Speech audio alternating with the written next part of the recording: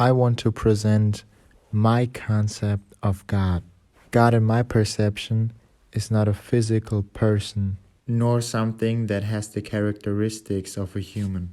But at the same time, I think it is exactly that, because everything in existence is God. Even the nothingness and non-existing is God. Therefore, God did not create anything because He already is all of the existence. So in my theory, the Big Bang did not create anything new. It is just an extension of God. Like the engine of a car and the window, they are totally different in function and appearance, but part of the same thing.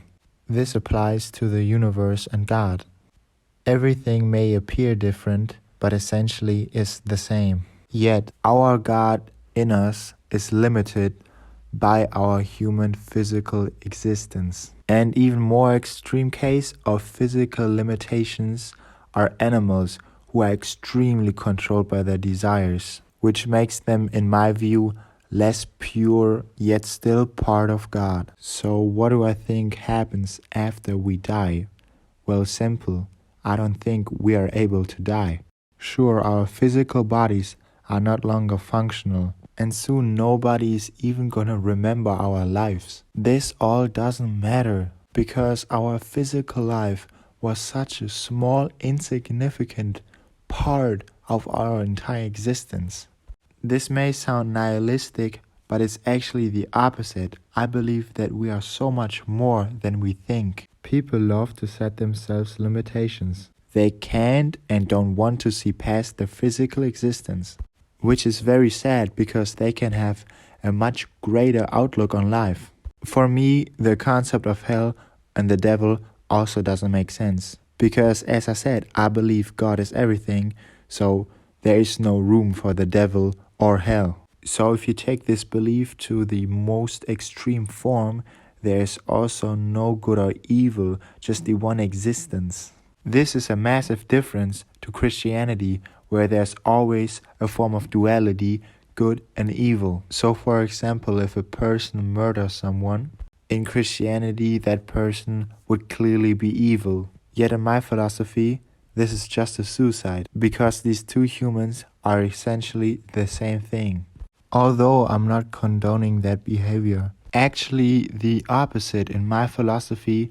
This is even more sad. A person that hurts somebody else is essentially hurting himself. So a conflict can result in an infinite loop of self-destruction. This being said, I try to be as ethical as I can be, because I know I cannot have enemies.